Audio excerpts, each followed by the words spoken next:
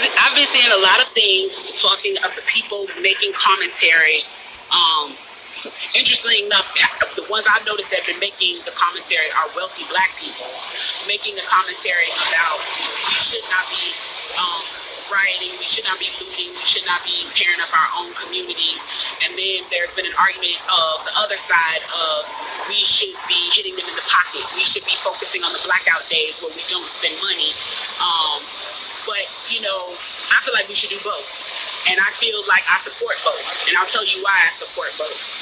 I support both because when you have a civil unrest like this, there are three types of people in the streets. There are the protesters, there are the rioters, and there are the looters.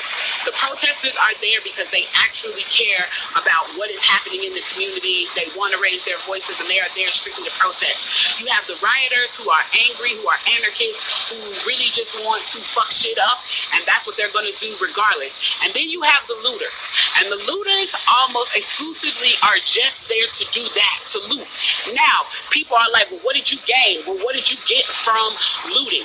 I think that as long as we're focusing on the what, we're not focusing on the why. And that's my issue with that. As long as we're focusing on what they're doing, we're not focusing on why they're doing. And some people are like, well, those aren't people who are legitimately angry about what's happening. Those are people who just want to get stuff.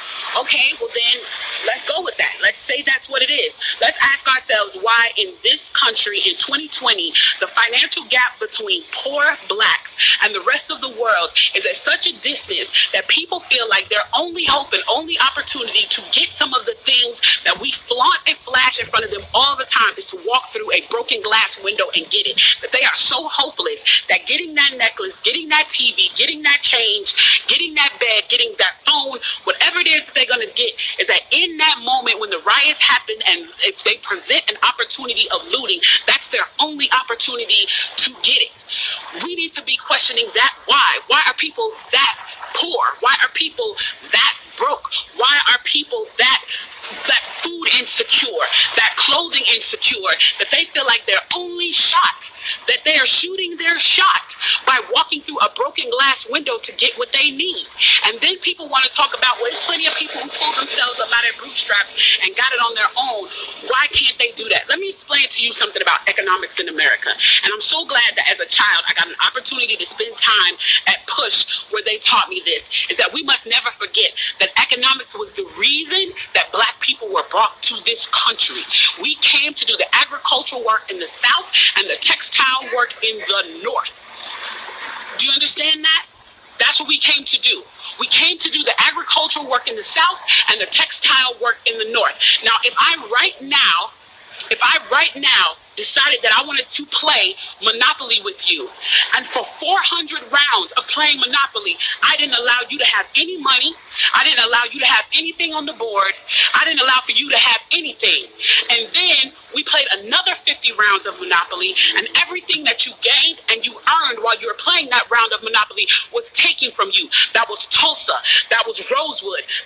Those are places where we built black economic wealth, where we were self-sufficient, where we owned our stores, where we owned our property, and they burned them to the ground. So that's 450 years. So for 400 rounds of Monopoly, you don't get to play at all. Not only do you not get to play, you have to play on the behalf of the person that you're playing against. You have to play and make money and earn wealth for them, and then you have to turn it over to them. So then for 50 years, you finally get a little bit and you're allowed to play. And every time that they don't like the way that you're playing, or that you're catching up, or that you're doing something to be self-sufficient, they burn your game. They burn your cards. They burn your Monopoly money. And then finally at the release and the onset of that, they allow you to play and they say, okay, now you catch up. Now at this point, the only way you're going to catch up in the game is if the person shares the wealth, correct? But what if every time you share the wealth, then there's psychological warfare against you to say, oh, you're an equal opportunity hire. So if I played 400 rounds of Monopoly with you and I had to play and give you every dime that I made, and then for 50 years, every time that I played, and you didn't like what I did, you got to burn it like they did in Tulsa and like they did in Rosewood, how can you win? How can you win? You can't win. The game is fixed. burn down your own neighborhood. It's not ours. We don't own anything. We don't own anything.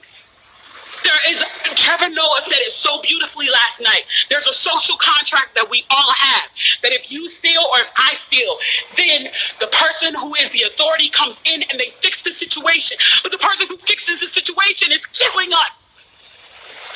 So the social contract is broken. And if the social contract is broken, why the fuck do I give a shit about burning the fucking Football Hall of Fame, about burning a fucking Target? You broke the contract when you killed us in the streets and didn't give a fuck. You broke the contract when for 400 years we played your game and built your wealth. You broke the contract when we built our wealth again on our own, by our bootstraps in Tulsa, and you dropped bombs on us. When we built it in Rosewood and you came in and you slaughtered us. You broke the contract, so fuck your Target. Fuck your Hall of Fame. As far as I'm concerned, they could burn this bitch to the ground. And it still wouldn't be enough. And they are lucky that what black people are looking for is equality and not revenge.